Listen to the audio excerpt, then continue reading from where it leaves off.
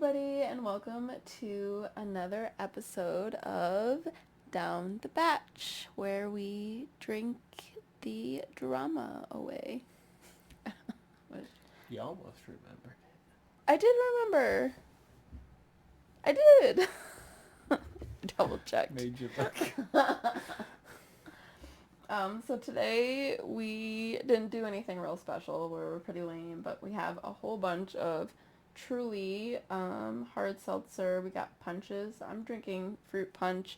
Actually, I drank most of the berry punch that Kyle now has. So yeah, that's what we're drinking today. And I'm your host, Mercedes Moore. And I'm miserable. My Kyle. I was gonna say my husband, but I guess either works. My Kyle husband.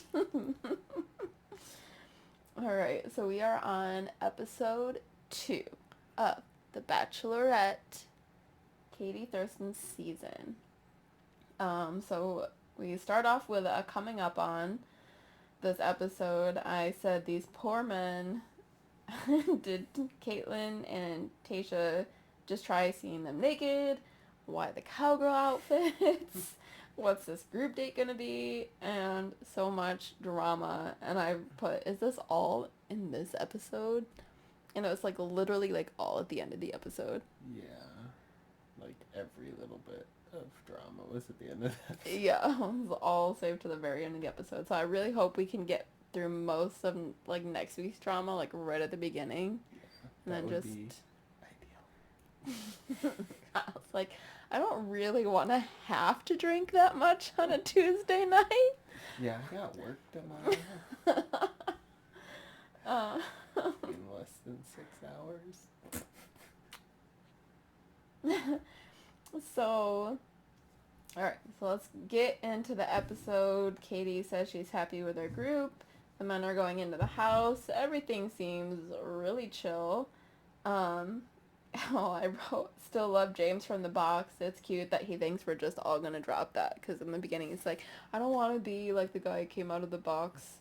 And then later he literally puts a box on his... Yeah.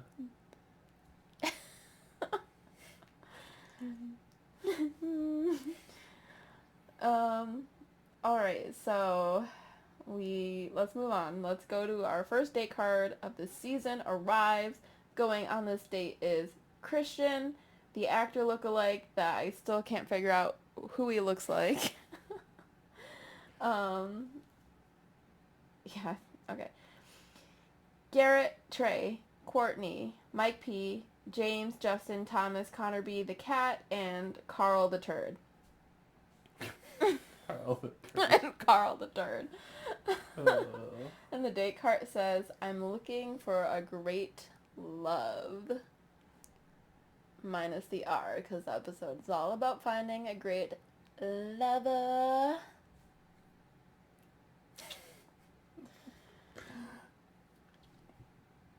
Someone said, I hope you all have a terrible time, and I thought that was funny. Yeah. Okay, so they arrive. Thomas picks her up and spins her. Carl is... I said Carl was so pissed it wasn't him because they both ran up at the same time. I feel like he just saw Thomas running and was like, I gotta do that too. He's like, no. It was... And then was upset that he lost. Yes. Even though it was probably second thought. Yes. Literally, like, every single thing is a competition to Carl, and it's so annoying. That was literally my next note was, because this is a competition. Like, yeah, that's the thing. Like, I mean, it is a competition, but it's not a competition where you need to, like, actually compete. Yeah. You just need to be yourself. Yeah. I feel like Carl is being himself, and that is Yeah. the problem. So, they go into a dark room with sex toys, and there's roses on the bed, and of course, the vibrator. We get Heather McDonald for the sexy date, And poor Mike is feeling so awkward. Like, they just, like, I don't know how long they spent on that entire date, but this poor guy just went through, like, hours of, like, mental torment. It's so bad. So, like, the producers definitely were like, you should put Michael on this date. Yeah. Because they were the Oh, only yeah. ones who knew he was a virgin. They're like, let's get some juiciness out of this. And that poor guy, Mike. So they start off with a test. I wrote, great job on Connor for recognizing that our brains our biggest sexual organ instead of our vaginas. I said, thank you, Connor, for recognizing our brains more than what goes on down there. Karl was baffled by that.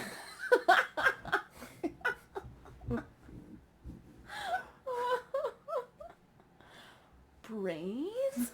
What? Girls don't have those. Yeah, so I like seeing like the behind the scenes of like everybody getting ready. Like I liked the little piece of Connor's song that we got like there. Yeah. Like I wonder if his song was actually longer and we only saw like the short end of it when he actually performed. But I said like all the guys were actually like grew on me a lot this episode. Like we definitely saw a lot more of them. Except Karl. Yeah, Karl got the opposite effect. He like actually got worse. Yeah, and Karl's going on about winning and the trophy, and I said, is it the group date that he's trying to win, or Katie, or followers and brand deals? Because honestly, yeah, I just don't like. I can't imagine anybody finding him like interesting. Like, I can't imagine you say like brand deals. Like, I can't imagine anybody being like, you know what, we need that guy. We need that tool. That's actually my next note was because all he's winning is the biggest tool of the season. True. But for real. So Connor went first and he brought up his guitar and his keyboard and it was cute and funny and it was a good start to everyone. Christian strips for us and Katie covers Tasha's eyes, which I thought was hilarious. Tasha was already like, oh my god, and then she covered her eyes. Trey with his hand puppets. Courtney brings Katie up on stage, and then what's his face, the painter, like also kind of does that. And then, like I said, James from the box is now a dick in the box. Carl's whole thing was just cringy. I'm pretty sure he... Well, see, this is the problem that I have, too. Like, if I'm giving an allotted time to figure something out, all my mind does is go, you're gonna fuck it up. Like, this is what you could do, except it makes no sense. And then I think he just got up there and was like, I guess I'm gonna wing it, because I couldn't figure anything out earlier. But, yeah. Crash and burn. It was so cringe. And, like, I watched the episode twice because I watched it without Kyle so I can do most of my notes, and then I watched it again with you, which I like because then I can enjoy it more the second time around. But I could not watch this scene again. As soon as I knew it was coming on, it's like, no, gotta focus on something else. I cannot watch him. Okay, Justin, he is the painter. And Carl's like, you know what I mean? He was like, no. And he keeps pretty much like haggling him the whole time, but I really appreciated that because I wasn't the biggest fan of Justin, but I hate Karl more, so the enemy of my enemy. Okay, and so Mike goes, and he's so nervous, and it's so cute, and what he says was actually so sweet, and Katie's crying, and then I cried.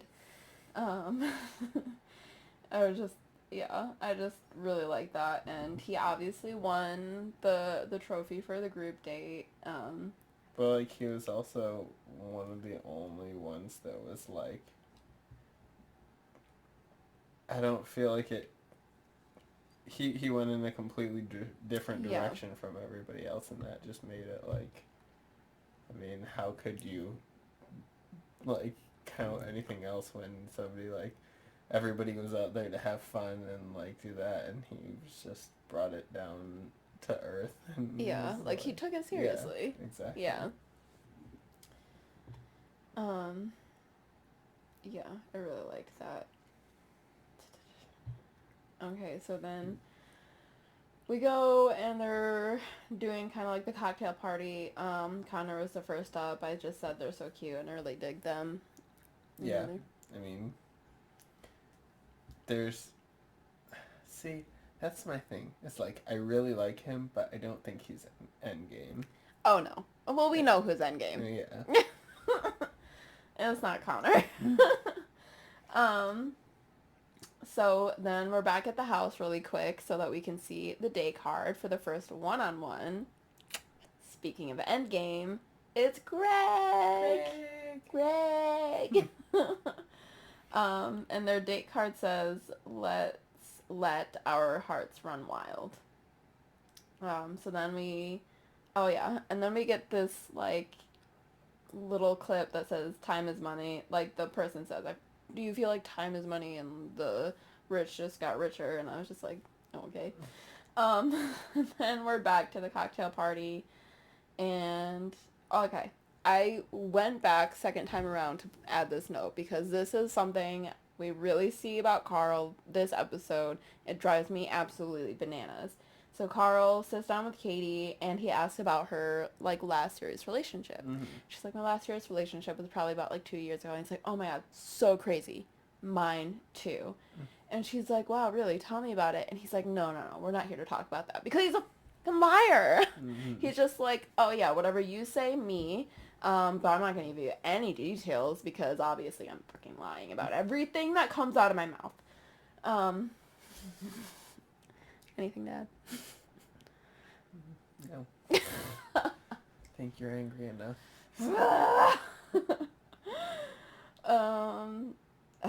Okay, so then he gets interrupted by Thomas, and I said, thank goodness, because I can't watch Karl anymore. I said, Thomas and Katie have a connection. I can see that Thomas is so into her.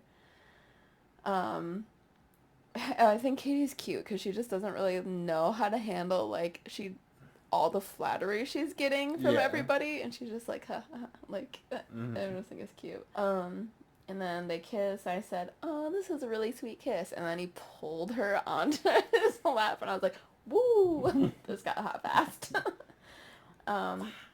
Wow. And he gets the group date rose, so I said that was sweet. Karl has to foreshadow himself, says he has to fix this at the rose ceremony. Okay. So next we are moving on to the one-on-one, and Katie is driving up in her truck to the Ben's house, and she picks up Greg, and they're matching, which is adorable. And James falls.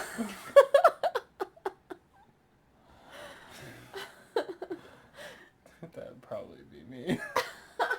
I appreciated so much that I just kept that in. Yeah. You're like, oh, yeah, we need this in here. Can't let them get away with that. So for their date, they are kind of doing like a day camping thing, but also fishing. I love how excited Greg gets about going fishing. Mm-hmm. Like, he literally is like a little kid. It's so cute. And then she makes Greg make a potty hole. Which he makes with an axe. Yes. Like, did they just not have anything else for him to make it with? They're like, let's just give him an axe. This is safe, you guys. And the next thing we know, they're kissing on the potty. Oh my gosh. Yeah. It's the gift that keeps on giving. Could be our first date. No. Kissing on the toilet.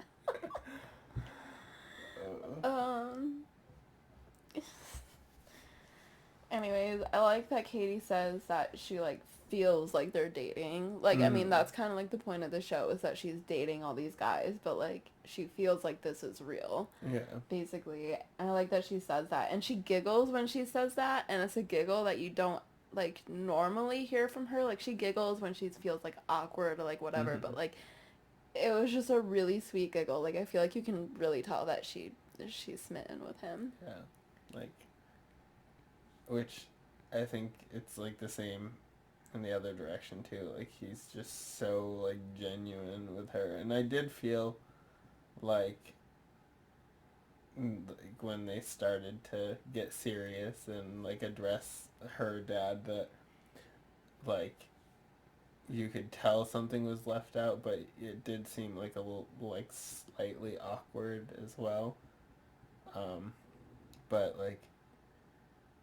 like it wasn't necessarily that he was hiding something, but that he was trying to figure out how to deal with it. And, like, so I felt like there was a slight bit of disconnect, like, in them connecting when they started getting serious. Yeah. But it was all resolved later. Yeah. Yeah. That's what, yeah, I said that. I like the way he was trying to support her while she was, you know, talking about her dad and her loss. And, yeah, I guess, we can just get into that now, and then I'll jump back, and then we'll go into the next, group date. But, yeah, I like how, yeah, I think because for Greg, like, it was more fresh, like, his loss of his dad. So I think it's probably why he had, like, a harder time opening up. Like, I think obviously they're both still very much grieving. Yeah. But I think that's maybe why he had a harder time at first. But I really liked, like, in that moment where he is opening up and he's having a hard time, and, like, Katie sees that and she kisses his hand and she's like, you're doing fine. I just thought, like, that was such a sweet... Yeah. And especially for, like, men, it's, I mean, yes, it's hard for men to open up, but, like, her doing that is, like, it means so much more, because for, like, a guy to open up like that, it's not just, especially with somebody, like, they're dating, like, they're trying to get to know, like, you have that fear of, like, oh, like, we're supposed to, like, act strong and everything, like, I'm sure with somebody that you're trying to, like, create a real connection, like, he has this fear of, like, I shouldn't be this emotional, like, right off the bat, like, I don't want to scare her away and everything, so, like, I think that, yeah, the way she handled it was, like, just showed that the two of them are, like, leaps and bounds above, like, any other contender in there. Yeah, I mean, I wrote this in my notes, but I was just like, I can't fathom them not being together at the end of the season. No. I genuinely can't. If they're not, then something is, like, something ridiculously insane is going to happen. Right, because, like, okay, when she was first talking about her dad, she's like, literally the sun just came out. Yeah. She's talking about her dad passing away and, like, you know, missing this, and, like, the sun comes out. And we see in the preview later in the season, they're kissing and, like, literally it starts raining. Like, they just can't not be together at the end of this. Like, they just can't. So yeah, they have that, like, really just beautiful, genuine moment, and they, like, really deeply connect. Like, it's so obvious. And then they go outside and they sit in the back of the truck, which is, like, all set up, and the producers put off the fireworks, and I'm like, he's getting the winner at it. Like, he has to win. Like, I just... Like, I feel like the entire crew has to know, like, already Right. this early on that, like, oh, like, this dude's different as can be. Like, Right. like, there's no, I just don't feel like there's any match for, like, even close to anybody I know. else. Like, I mean, obviously she does, like, connect with some other people, but I just Yeah. don't think they're on his level. No. Yeah, no. So we're gonna backtrack a little bit. So at the house we get the date card. We get John, Andrew S., Kyle, Josh, Aaron, Brendan.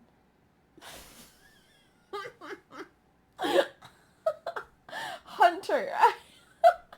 I was typing and wasn't looking at my tablet. I wrote hunger. Hunger. Hunter and Cody, and the date card says, "Let's get down and dirty." Remember, I wrote, "Catch me down and dirty," like catch me right. Okay. Tasha and Caitlin dress up in their cowgirl outfits, and they go into the guy's house, hitting pans, and I think a cowbell. Yeah. Okay. I think. Waking all the men up while they're sleeping, and makes them truck out in their underwear and jammies. I'd be mad. I'd be so pissed. Wants to be woken up like that and then dragged out of the house. Yeah. Practically naked. And told that they can't do anything about it. Right. He's so mad. You're like, I know I'm here to find love, but, like, give me 5 minutes. Like, can I pee? Oh, those poor men. Alright, let me take a sip. So, before they do anything, they're gonna get dressed up as cowboys. And I said, am I the only female not into cowboys?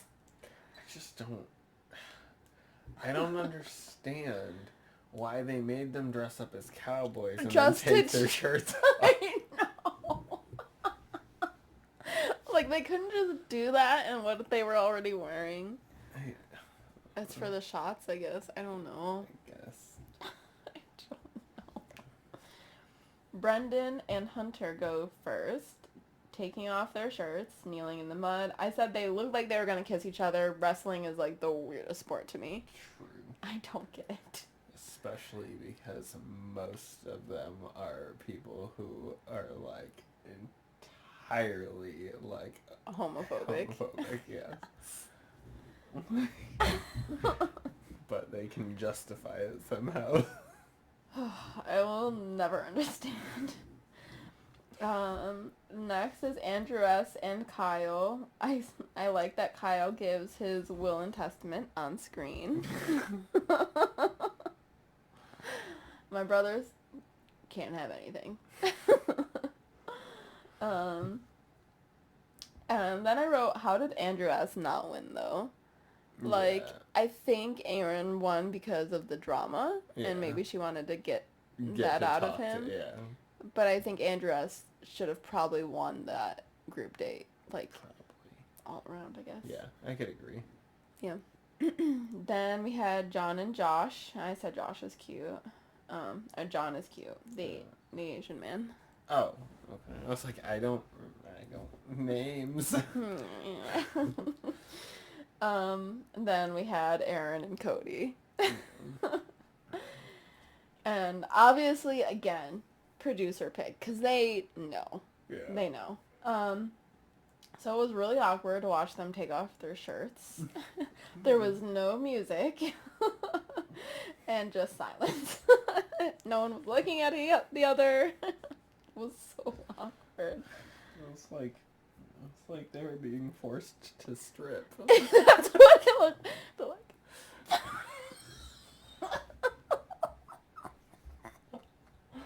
Oh god.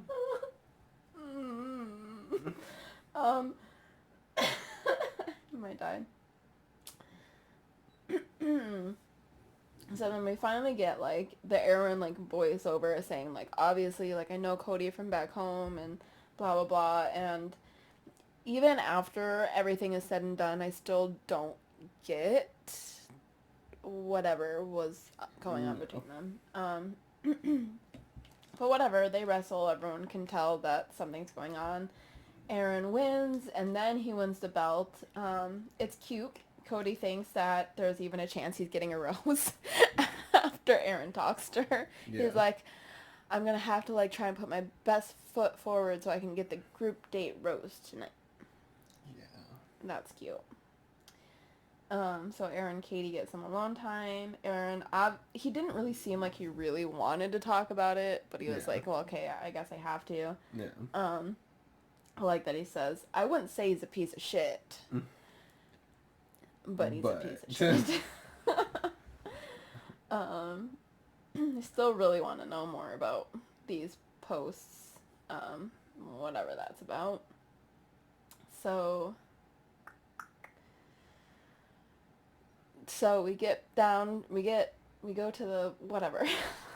Let's just try that again. We get down. We get down. We go to the cocktail party. Katie pulls Cody aside and confronts Cody about what Aaron said. Cody is kind of coming off arrogant, and I said I'm so annoyed that you were right about him. Cody's. Not all Codys. Not all Kyles. There's exceptions to the rule, but the rules still stand. Okay. Cody is just, like, stammering and backtracking, and obviously he's lying. And Katie sends him home, which I'm like, good for you, like, right thing to do, just get it out of there. Yeah, it's not like they had any sort of a connection No, not previously really. anyways, Yeah. so, like, fuck him. Who needs him? Yeah, so she sends him home. Then she tells the men that she's going to take a moment to herself. And I was really happy Andrew S. finally went after her. I was like, come on, like, aren't one of the guys, like, going to go off? Like, yeah, she said she needs a moment alone, but also she's upset, obviously, and could maybe use some comforting. So I was really glad that Andrew S. finally, like, went and talked to her. And I thought it was really sweet the way they connected, like, over their upbringings and, like, coming from, like, a poor background. And they were just really cute. And I said I'm crying, so I probably cried the first time around. Because, like, Andrew, like, laughs, but he did it, like, in a way where he was, like, almost sobbing. And I was like, oh my god. I can't completely relate to everything because I was just over the hump of being so poor that I got free meals, but was still so poor I couldn't afford the meals at school, so... When you're too broke to eat, but not broke enough to be fed. So yeah. Then she was talking to Kyle. All I wrote was, he can't be here that long, right? we don't really know anything about him. Yeah, so she talks to all the guys, and what I really appreciate, because Kyle, you haven't watched, like, that much of, like, The Bachelor or Bachelorette, is that, like, a lot of the time when there is drama, like, the cocktail party will get canceled or the rose ceremony gets canceled, and it sucks because, like, a lot of people don't get that time. So I really appreciated that Katie was able to, like, bounce back from that and still give everybody that one-on-one time. And I think it is because she has been, like, a participant, so she, like, knows how shitty that feels. But I just really, like, appreciated that. I hope that, like, is the tone for the rest of the season. I said I loved all her outfits this episode. I think all of them are cute. She slays in her green dress. I love it. just a little update, I guess. So we're going into the cocktail party. We've got 15 minutes left, so we're ending this on the rose ceremony, right? Please? No. No. Because why would we do that? Why? Aaron. Oh, did you notice that Aaron is like always the first one to give her a hug? Mm-hmm. That was it. I see. The thing is, like, I don't think he's a bad guy or anything. I do not like him. Yeah. Like, I don't like him at all. I'm still bothered that I don't know what their beef was, him and Cody. And, like, I don't... if I could understand all of it, I feel like I could make a better decision on Aaron himself. Mm-hmm. But I don't understand any of it. So it kind of leaves him up in the air for me, too. Oh, and then I wrote, why is the camera so shaky? I don't know if you noticed that, but they would, like, zoom in on someone, and their frame is literally like this. No. I was like, what the hell? I did not notice I was like, why are they shaking? COVID coughs. Michael gets pulled away first. I was really excited for him because I was nervous for him, and I know he was nervous, and I wanted that validation for him because I really like Michael, and I want him to be the next Bachelor. Mm-hmm. Which means he needs to make it further than, like, 1 week. So, yeah, I was really excited that she pulled him away right away to make up for the lost time. I think it's really cute the way he's like, can I kiss you? And then she was like, yes. Get over here. It's so adorable. Like, can we just start campaigning for him to be Bachelor, please? I mean, I could see maybe like 3 people potentially, which would be him, possibly Trey, Yeah. or Andrew S. Yeah. I could see any of them. Like, because they all do seem like genuine people. Yeah. That just, like, I don't know. I think she does have a lot of really good guys this season. There's pretty good people.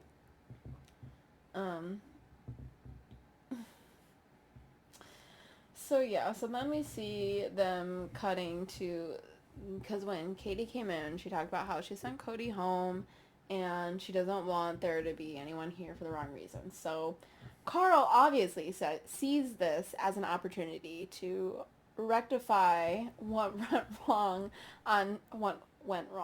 on his group date earlier. So this is where he's trying to manipulate people, and he's doing it in such an obvious way that I don't understand how it could possibly work. And he's literally just like, but, I know I'm a good dude and you're a good dude, but, like, we don't know about all the other dudes. He's literally just so stupid. Okay, so we get Thomas. Who is Thomas? The tank engine.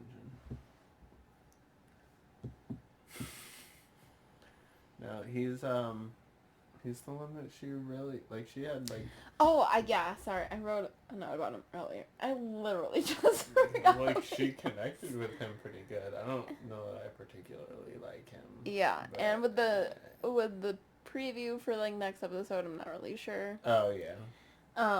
But I said he's gonna skate by for a while, I think. They're cute. He always looks so nervous. But yeah, he's not gonna be here that long, I don't think. Like, he'll, like I said, skate through for a little bit, but I think she's just see. Like, I don't think that there's, like, necessarily gonna be, like, a real connection between them. It's just, like, exciting, like, yeah, it's just like surface connection. Yeah. Nothing like deep. That deep.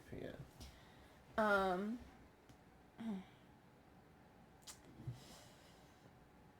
So Karl talks to Katie.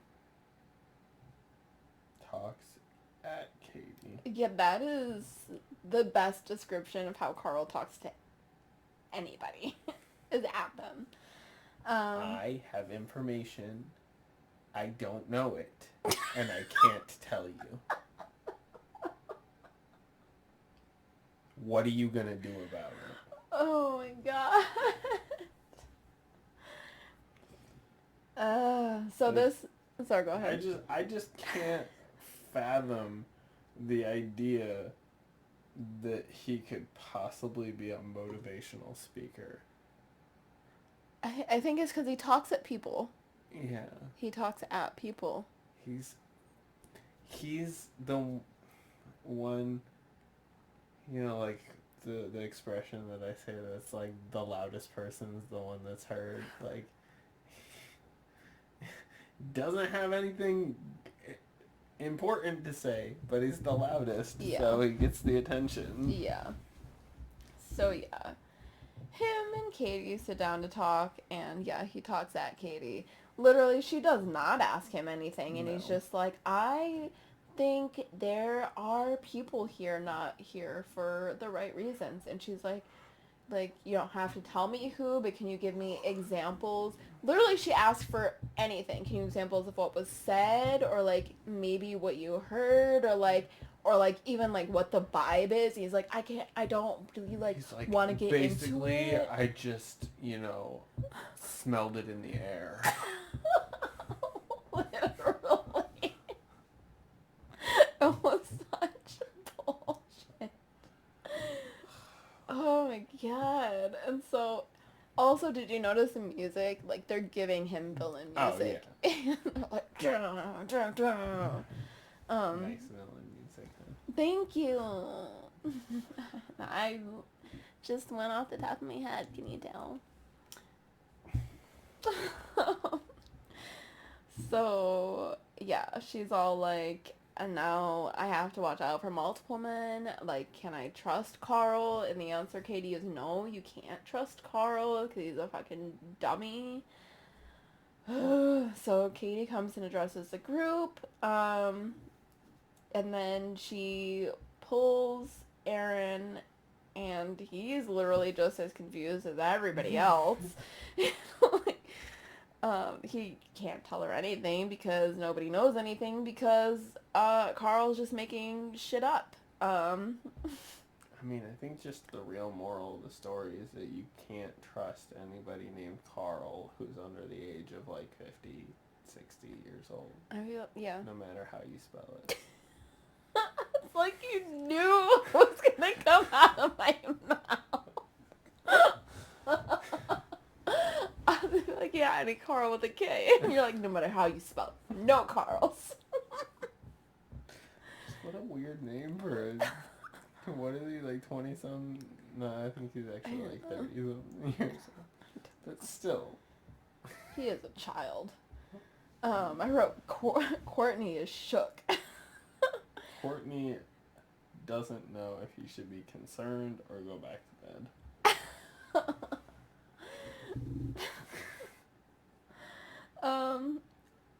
All of them are trying to figure out what the heck is happening, and Karl is literally just standing there smiling. Like, okay, so that's exactly what... That was one of my, like, things with that was, like, did nobody look at Karl? Because you could have just, like... He was just like... Look what I did. Right, like, even when she came in, like, crying, like... He was like, nailed it. It just... like... Okay. What are we gonna do when he's gone? Hopefully Half of our show gonna go away. Hopefully just watch Katie and Greg get married. That's all I need. Oh my gosh. Okay, so... Sorry, I'm so fidgety. You're fine. I liked Trey saying... Trey said to Karl, come on, you're a grown-ass man. And then in his confessional, he's like, he's a spineless... What'd he say? I didn't get it down. Yeah. I couldn't find where my note was about Trey, but it was good. It was perfect. I think, though, that when it did go, like, cut to each of them, I kind of liked the way some of them reacted. Like, especially, well, no, I can't think of his name. the one that had the issue in the first place with Cody. Aaron. Okay.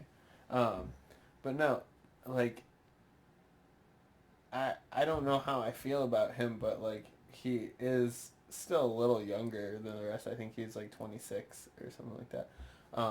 But like the way that he was talking in his little confessional or whatever, it's like it was just felt really mature. Right? I was like, and there were a few of them that it seemed that way too. Like maybe not necessarily the content of what they were saying, but the way they were feeling or expressing themselves was like, I mean, like just kind of solidified that like they are there to, you know, try and at least find a connection. Right, no, it's just like Carl's like literally maybe Thomas, but I'm not sure, you know, that could be out of context what we saw in the coming up on. But I'm pretty sure Carl just knew that he was the only one not there for the right reasons, which is why he was just preemptively trying to divert that away from him when he could have just said nothing. Like he's like, it's like the definition of like digging your own grave. Like exactly. I'm pretty sure I had that in my notes somewhere, but I tried to like filter through. But oh my god, he's so stupid. I put Carl's a weak ass bitch. So now we cut away to the coming up on. So many tears.